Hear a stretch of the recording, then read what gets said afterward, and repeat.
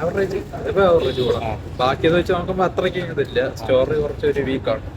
മറ്റേ ഇതൊന്നുമില്ല, sub title മാത്രമേ ഉള്ളൂ ഒരു 3D എഫക്റ്റ് ആയിട്ട് തോന്നിയത്. ബാക്കി വേറെ പ്രതീക്ഷ അത്ര വന്നില്ലേ?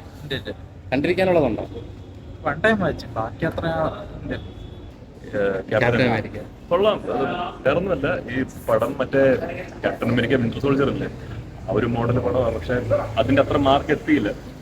പിന്നെ പറഞ്ഞ പോലെ റെഡ് ഹൾക്ക് ആ ഒരു ക്യാരക്ടറിന്റെ ഒരു ഇൻട്രൊഡക്ഷൻ അതൊക്കെ തന്നെയാണ്. അത് പടത്തിന് നമുക്ക് പ്രത്യേകിച്ച് ഒരു സംഭവം അങ്ങനെ കിട്ടിയില്ല. The usual Marvel stuff, jokes ഇതൊക്കെ തന്നെയാണ്. പക്ഷെ ക്യാപ്റ്റൻ അമേരിക്ക വിന്റർ സോൾജറിൽ കുറച്ചും കൂടെ ഒരു ഗ്രിപ്പിംഗ് ഉണ്ടായിരുന്നു, ഒരു സ്പീഡ് ഉണ്ടായിരുന്നു. ഇതിൽ ആ ഒരു സ്പീഡ് കിട്ടിയില്ല. നമ്മുടെ ഒരു സാറ്റിസ്ഫാക്ഷൻ പോരാ.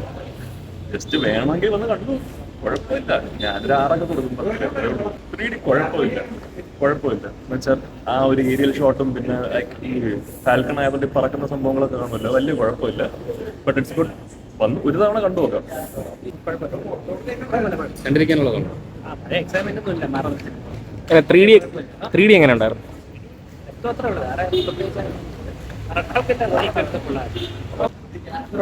ജസ്റ്റ് കണ്ടിരിക്കാം അത്രേ ഉള്ളൂ. അല്ലാതെ പഴയ പോലെ വലിയ ഹൈപ്പൊന്നുമില്ല. ഓളം തീർക്കാനുള്ളതൊന്നും ഇല്ല ഇല്ല. ഒരു വെരി വെൽ ഗ്രൗണ്ടഡ് മൂവിയാണ്.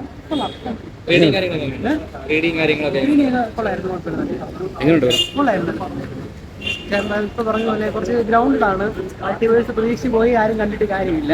നമ്മൾ ഈ മാർവൽ സീരീസ് തുടങ്ങിയ സമയത്ത് പോലെ ക്യാപ്റ്റൻ അമേരിക്ക തുടങ്ങിയ സമയത്തുള്ള സിനിമയാണ്. എങ്ങനെയുണ്ട് ബ്രോ? കുഴപ്പമില്ലെന്ന് പറയാൻ പറ്റില്ല. മാർവൽ കണ്ടിരിക്കാനുള്ളത് Falcon and the Winter Soldier സീരീസിന്റെ ഒരു ലെവൽ ടൈപ്പ് വരും. പഴയ ക്യാപ്റ്റൻ അമേരിക്ക ആയിട്ട് ഇതാക്കില്ലേ, അത്രയ്ക്ക് ക്ലൈമാക്സ് ഒക്കെ ചെറിയൊരു ഇതായിട്ട് ഫീൽ ചെയ്യും.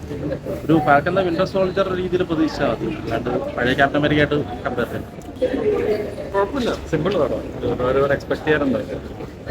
എക്സ്പെക്ട് ചെയ്ത അത്രയില്ല. എക്സ്പെക്ടേഷൻ ഒന്നും വെച്ചില്ല, അതുകൊണ്ട് കുഴപ്പമില്ല.